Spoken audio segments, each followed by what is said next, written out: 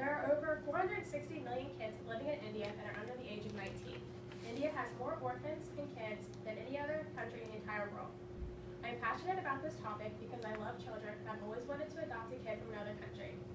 Today during my speech, I will talk about the orphans in India, the kids that live in poverty, and last their living conditions.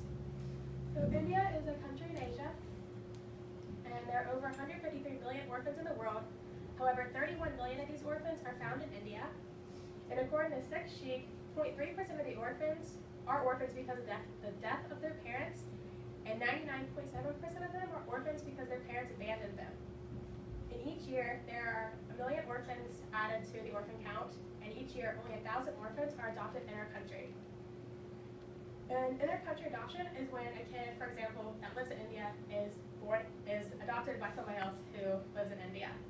And the cost of adoption ranges from $445 to $4,445 American dollars. And there are two laws used for when you adopt from India, and they're based off of your faith.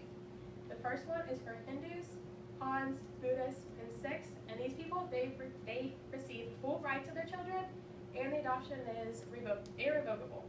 And the other one is for Christians, Muslims, Parsis, and Jews, and these people do not receive full custody of the children, and adoption is revocable. However, the U.S. is still the largest recipient of all orphans adopted from India that are from foreign countries. And poverty is a big issue in India. 1.21 billion Indians fall below the international poverty line of $1.25 a day. In the streets of India, there are over 2 million street kids, and these kids typically live on their own or in a group of people, and they live and they sleep on the streets.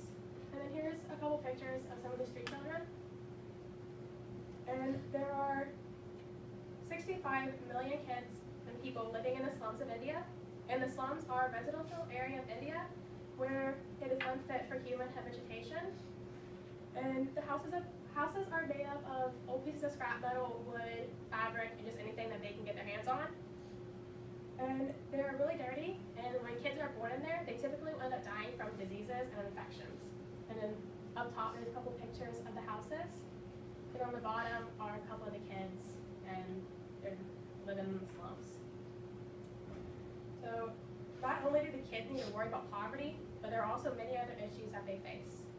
31% of infants have a low birth weight, and out of the 27 million kids born in India each year, 2 million of them will not live to see their first birthday. And 1 out of every 3 girls will not live to see their 15th birthday. And India practices sex-selective abortions, and this is when, if you don't want a certain sex of a kid and you have the abortion, if it is that sex, they will abort it. And according to Brian Hansen from the CQ researcher, if the girls are not aborted when they're still in their moms, then once born they will either be killed or they will be abandoned. And because of sex-selective abortions, an OPD hospital recorded 25,538 male births and only 12,645 female births. And 46% of kids under the age of 5 are malnourished, and 50% of the kids under 3 are malnourished. And according to the Merriam-Webster Dictionary, definition of malnourishment is the lack of proper nutrition because of no food or not eating enough of the right food.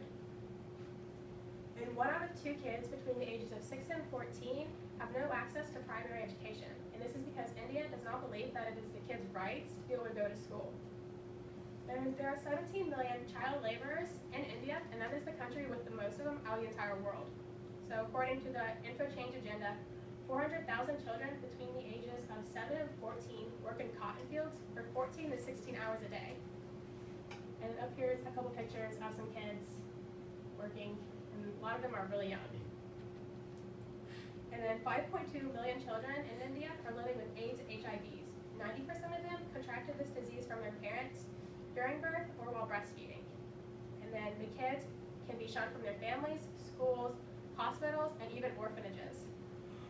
And if the parents become infected with one of these diseases, the kids will typically drop out of school to help them, or they'll drop out of school and join the workforce to try and earn money for their family.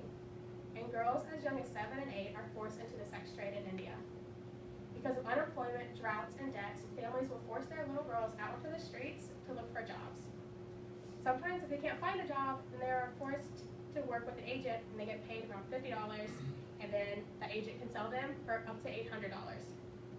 And if they do not perform with the customers, then they are denied access to food, water, toilet facilities, and they may even be beaten. So in conclusion, I have talked about the kids and the orphans in India, the kids that live in poverty, and their living conditions. So as you can tell, the kids in India desperately need our help. So if you want to help them, you can join the SOS Children's Villages, and these people will help give the kids a place to live, they give them food, a shelter, they give them education, and they help them with if they have like any sicknesses, they give them help for that. And they have been helping kids in India since 1963, and they have over 15,000 kids in their 32 villages. So when you join their charity, you will receive a kid who you sponsor, and you can pay yearly or monthly, whichever one you want to pay, and you'll send them a little bit of money, and then that'll help give them their food, that'll help keep them clothed, and help keep them in the house and in the shelters. So if you want to do that, that'd be really cool. And so you should sponsor a kid through SOS to help save a life.